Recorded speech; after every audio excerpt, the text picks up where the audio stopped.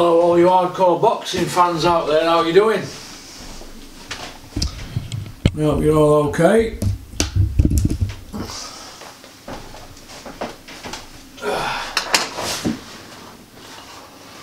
Right, I'll try something different today. I'll try something different.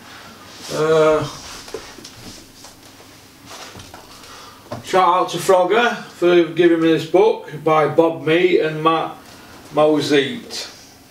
Frotch on front. Good book. Similar to that one Buncey's just brought out that I've bought. Brilliant.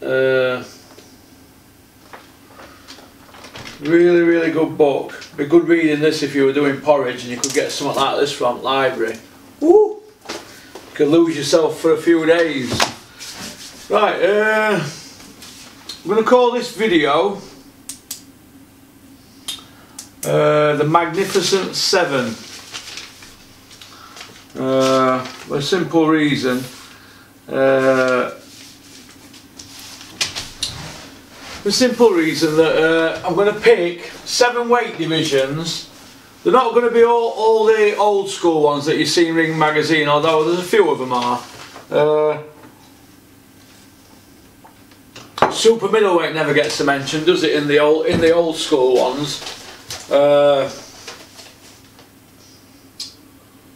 Lightweight, middleweight, light heavyweight, cruiserweight, and super middleweight are the ones that shouldn't really be in here, but the favourites are mine. I prefer them to the smaller divisions.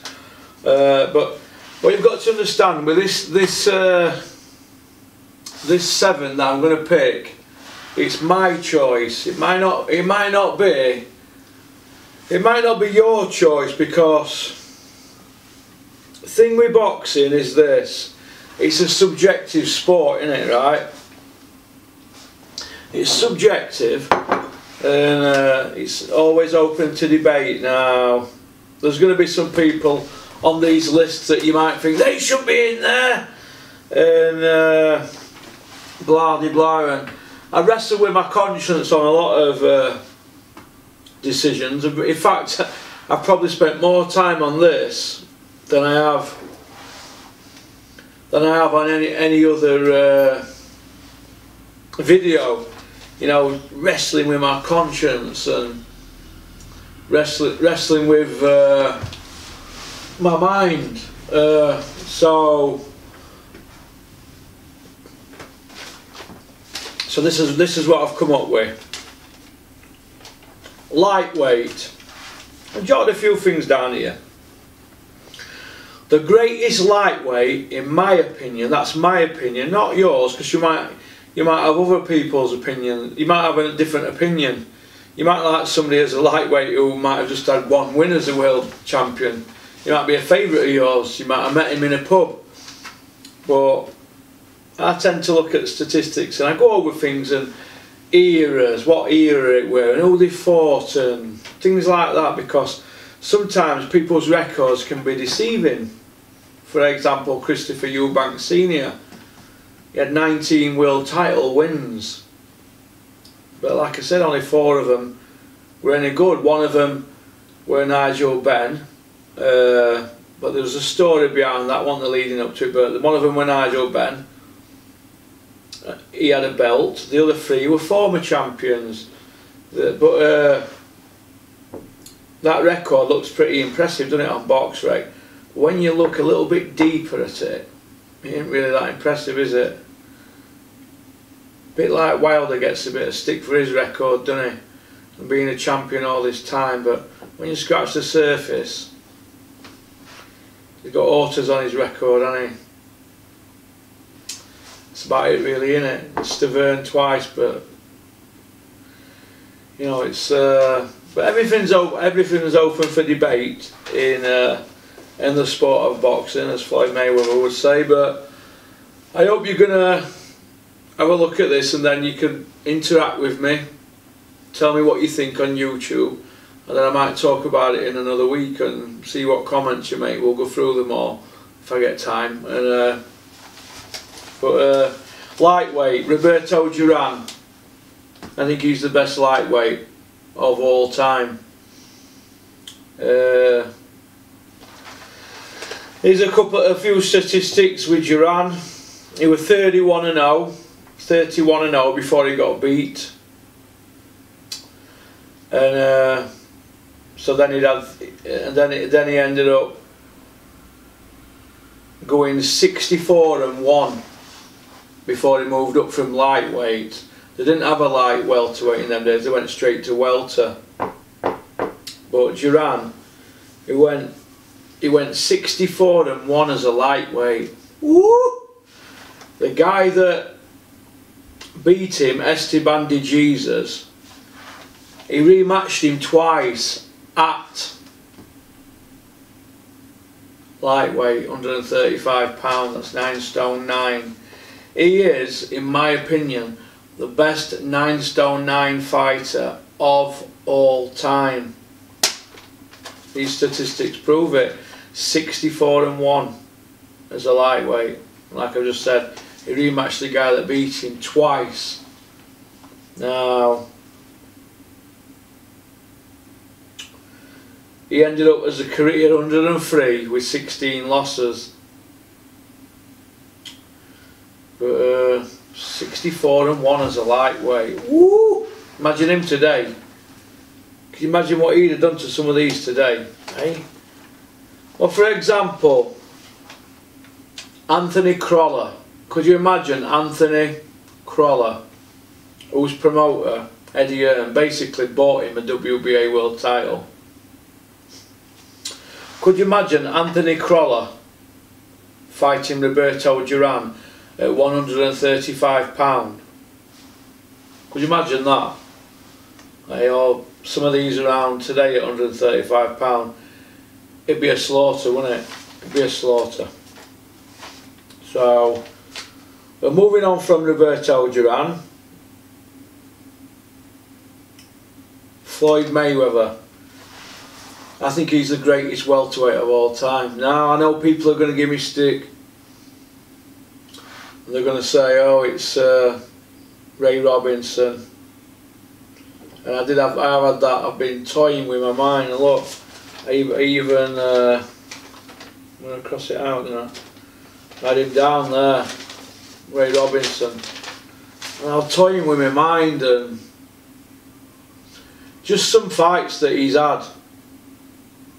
Floyd Mayweather, he's 50-0, isn't he? But some fights he's had. He's beat 20 world champions, and look what he did to Canelo. I know that once at welterweight, but it weren't at like mid-liver, it was sort of in between, wasn't it, catch weight. But some of the fights that Floyd Mayweather's had, you know, he's made them more money than anybody. But we're not talking money, we're talking legacy here. And he were beat 19 times, wasn't he, Sugar Ray? It's a lot in it, but Duran were beat, wasn't he, 16 times. But Ray Robinson lost though, didn't he,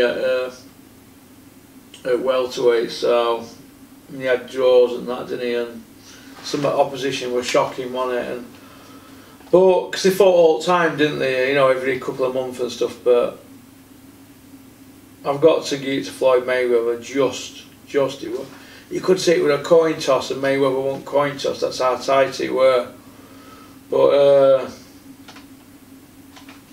the greatest middleweight. See, this is another one that destroyed my head. I kept going Hagler, Monzon, Golovkin, and Ray Robinson. I just, you know, because whatever I say here, I'm going to be criticised. If I say Golovkin, you're going to say it should have been Robinson. If I say Monzon, you're going to say it should have been somebody else. But I've come to the conclusion that Marvin Hagler was the man. I felt he got cheated in his last fight. I think it took the shine off it, but I think he was also on the slide then as well. But Marvin Hagler, 62, 3-2. Marvin Hagler, I've got, in my opinion, as the greatest middleweight of all time. It's open to debate. I just think that he was just walking through, guys. Look what he did to Alan Minter. It was a slaughter, wasn't it? It was a slaughter, but Marvin Hagler, in my opinion, is the greatest middleweight of all time.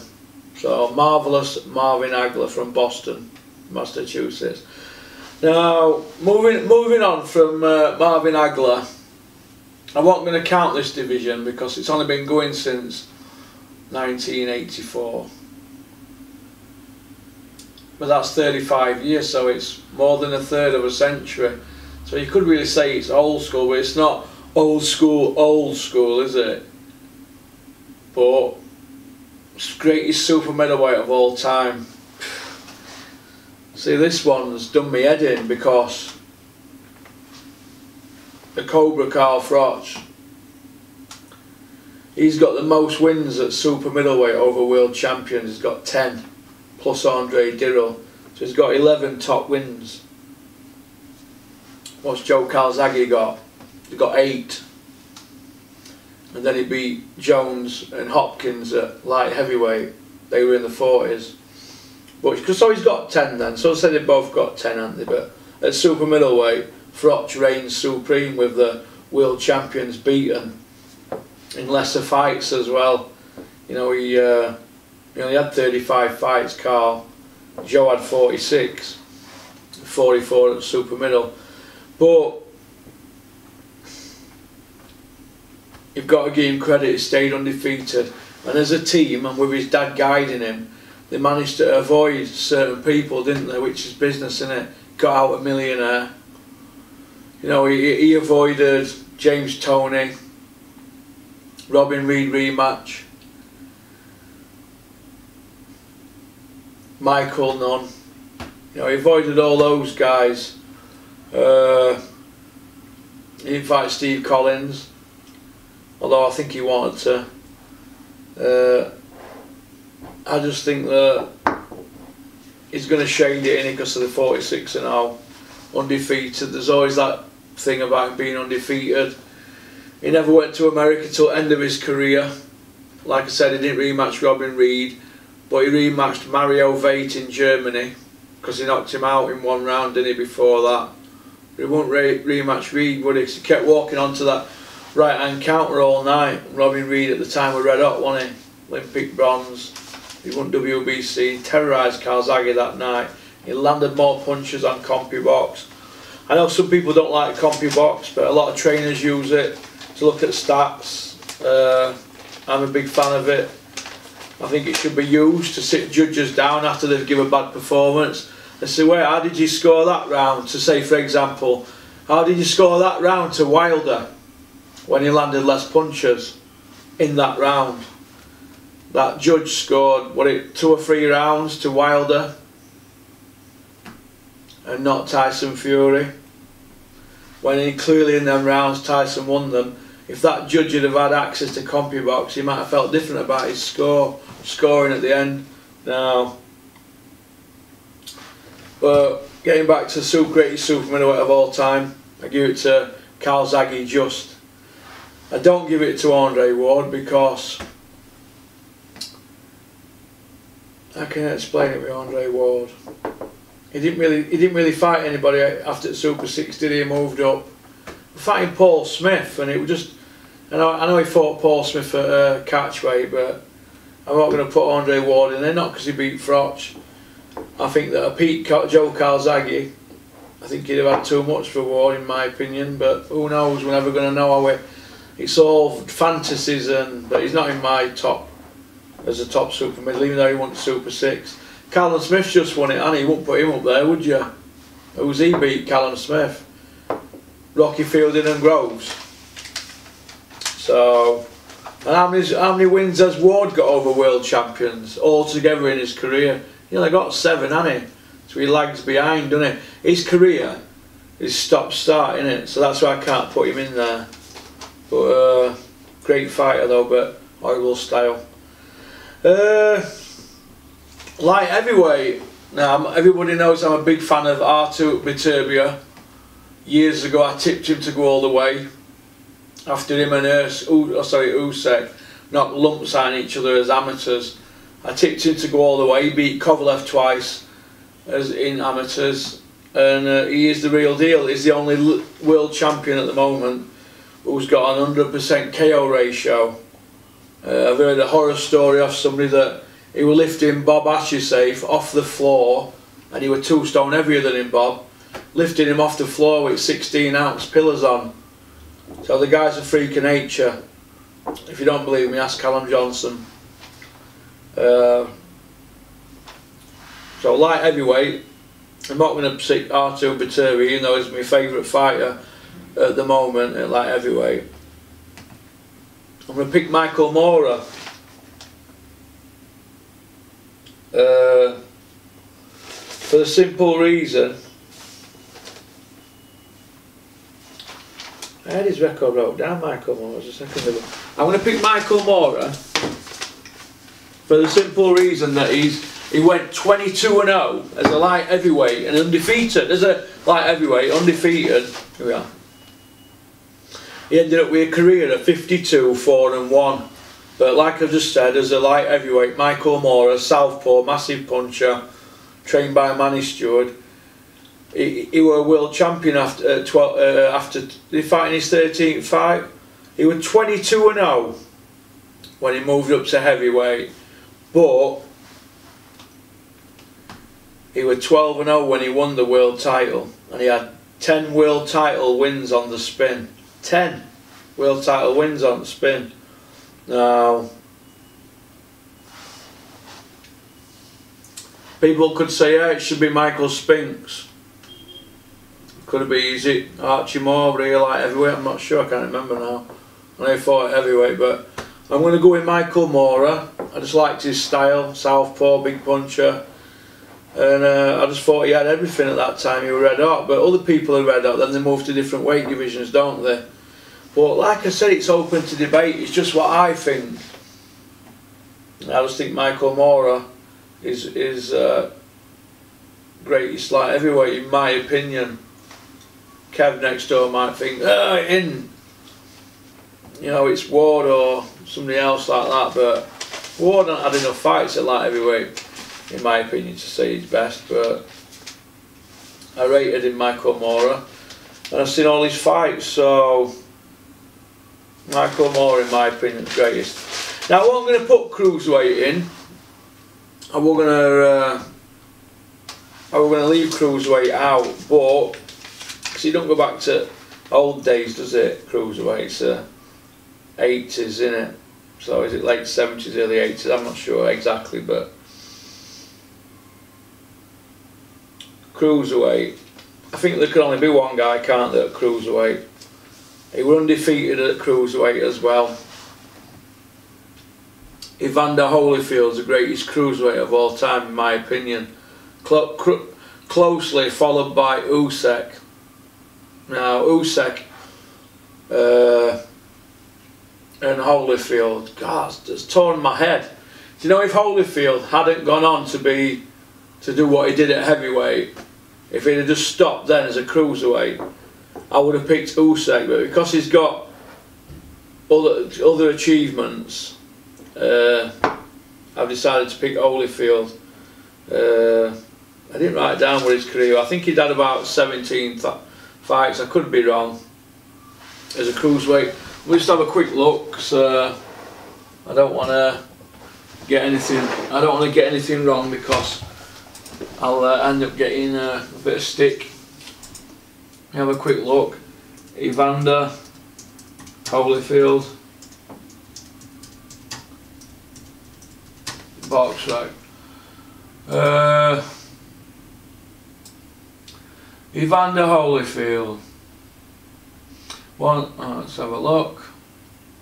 So we're going to be going from cruiserweight. James Tillett was his first fight ever. So we've got Carlos De Leon. I watched him fight Johnny Nelson in a stinker years ago. 1, 2. Dwight Mohammed Kwawi beat him as well, didn't he?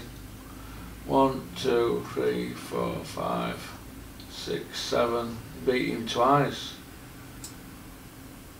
8, 9, 10, 11, 12, 17 win bush. 1, 2, 3, 4, 5.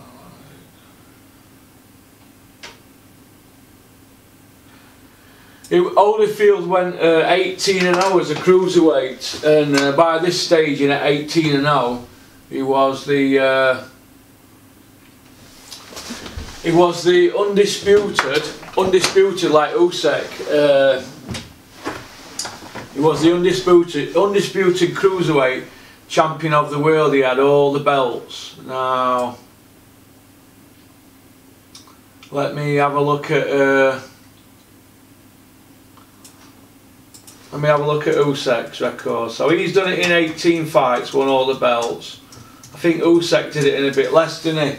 When he moved up to heavyweight. I don't know how to spell his name, I keep spelling it wrong. So let's just go into the Helmet of 2018's box rec. And we'll click on it. Yeah, Usyk's had 16 fights, yeah, but he'd done it in 15 fights. So I could give it to Usyk, couldn't I really?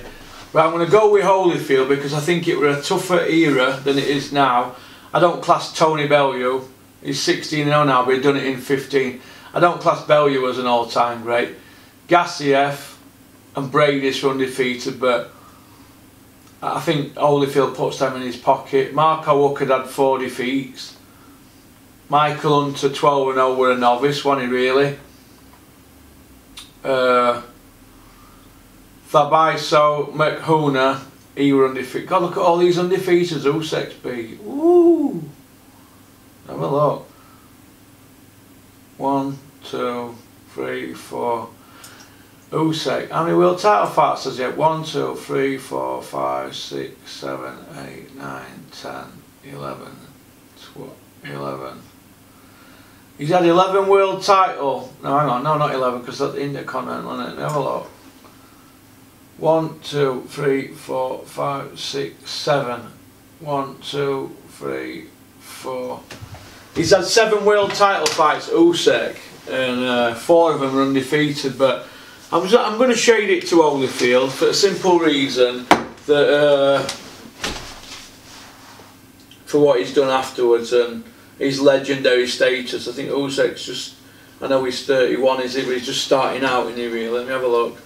Have a look. Usyk, how old is he?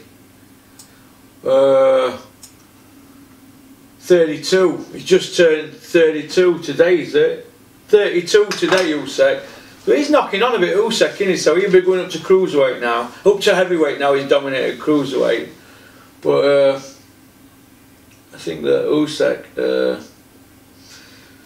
I'm torn on it actually, but I'm going to give it to Holyfield. I'm always going with first instincts. And I think Usyk, who knows, he might not end up with 10 career defeats like Holyfield, but which leaves me with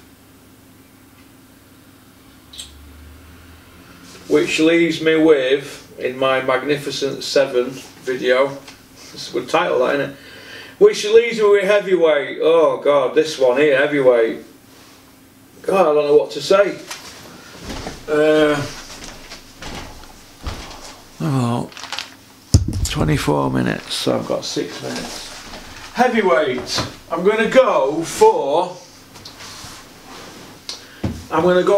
Muhammad Ali. Muhammad Ali, I've got to do, because he's on cover picture, isn't he? I'm going to go for Ali for the simple reason, 56-5. But when you look at that, you look at Muhammad Ali, it's look at his career. I have to put Larry Holmes to get into Ali's box set because there's that much stuff comes down. And then I flicked straight to 1980 October, a couple of weeks before my 10th birthday when Ali fought.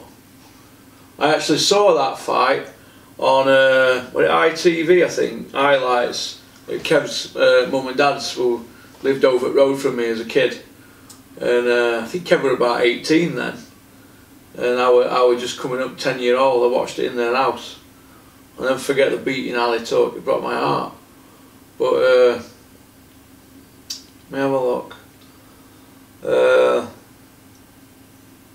I'll never forget. It was a Saturday. It was a Saturday, and it were the highlights of it. And Football Focus were always on in the Kev's Kev's mum and dad's house on a Saturday, and then I think it was St and Greaves where it all smelled like that, I can't remember. But Football Focus are always on, or Dickie Davis, Saturdays, because the sporting family, aren't they, all three brothers played football, so professional football. But you have a look,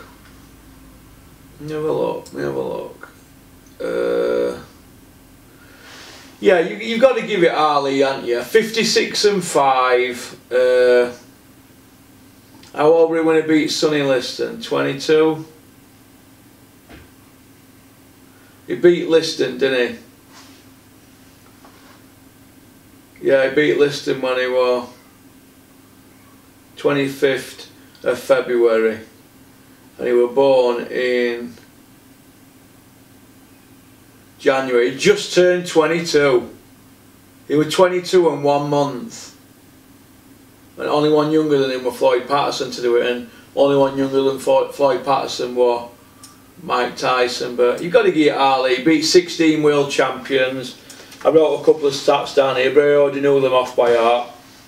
Ali won title against Liston. He won 10 straight wins, and then he ended up, he didn't go for draft, did he, for Vietnam. He didn't fight them for 3 years, 7 months and 4 days. And when Ali came back, he fought Jerry Quarry, who were in top 4. He then fought wait, Jerry Quarry? Yeah, Jerry Quarry. Then he fought Oscar Benavida. They were 2 and 4, were they, in the rankings. He then fought Joe Fraser. So when he came back, Ali had that big gap, and he changed his style a little bit, didn't he? Because he couldn't do what he did before. He could do it, but he weren't a 10 out of 10. He was about an 8 out of 10. Wasn't he, on it?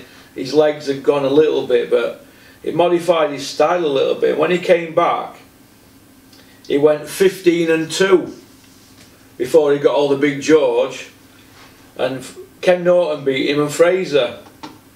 Now we rematched them twice each, 2 times, because they did in olden days, didn't they? They fought everybody. If they beat you, they wanted to rematch, and if they managed to get a win back on you, they wanted to beat you again to make it 2-1. So you don't get that now. Everybody wants to swerve each other. They all want easy money. But Ali heads the pack out of them 7, and I think he's best out of all them 7, because of who he fought and the gap he had in his career. And I just think Ali's greatest fighter of all time, in my opinion. You could say it's Duran, but as greatest anyway, it's definitely Ali. So, but all them are great fighters. What I've given you here: Roberto Duran, Floyd Mayweather, Marvin Hagler, Joe Calzaghe, Michael Moorer, Evander Holyfield and Ali. See if you could come up with a better list for them 7 weight divisions and send me it. Alright? Peace out. Keep on trucking. So, oh.